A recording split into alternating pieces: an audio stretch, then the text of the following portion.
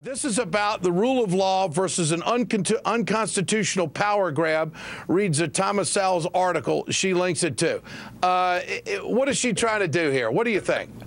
First of all, Ed, I didn't know the mayor of Wasilla was such a constitutional scholar. I mean, compared to Barack Obama, who taught constitutional law. But you know what?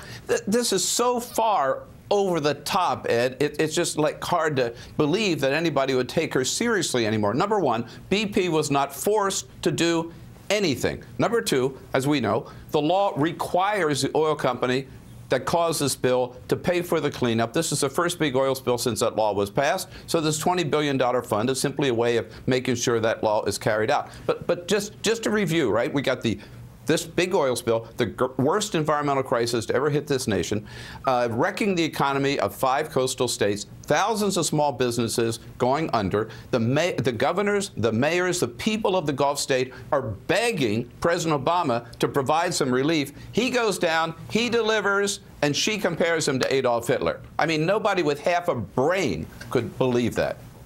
Heidi Harris, yesterday we find out that Sarah Palin doesn't know the legalities surrounding a legal defense fund, but then today we find out that she's a constitutional scholar. Which one do you believe? Well, listen, I'll tell you what, I will admire Sarah Palin for reading Thomas Sowell, who is a brilliant economist. I've read most of his books. He makes perfect sense in everything he says when it comes to the economy, and he's exactly right. There is no constitutional authority to take money from BP. And Bill Press is wrong about one thing. They were forced, basically, because they were coerced. They knew that if they didn't come up with something and agree to some kind of a fund, God knows what would have happened to them. So they basically were coerced into it. And my whole point is, I want the people on the Gulf compensated fairly. But I don't know who's really going to get that money. That's what I'm concerned about.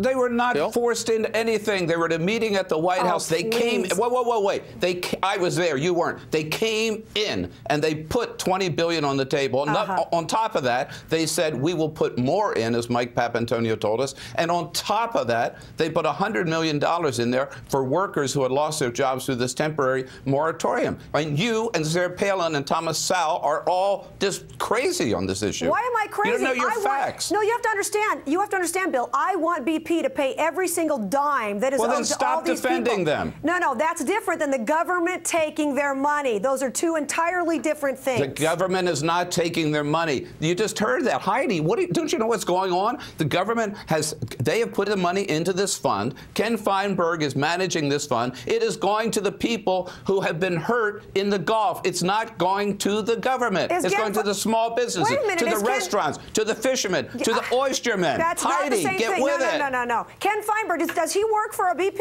I wasn't aware of that. He was an employee of BP. You're taking money away from BP, putting it into a fund. He's going to supposedly be dispersing the money. I want the people to get it, but I don't think the government has a right to coerce them in a meeting, even if they came to the table with this. Ultimately, the government did this. This is not what should be happening. This is not constitutional. That's what Sarah Palin is saying, and Dr. Thomas Sowell is saying the same thing, and they're right. Crazy.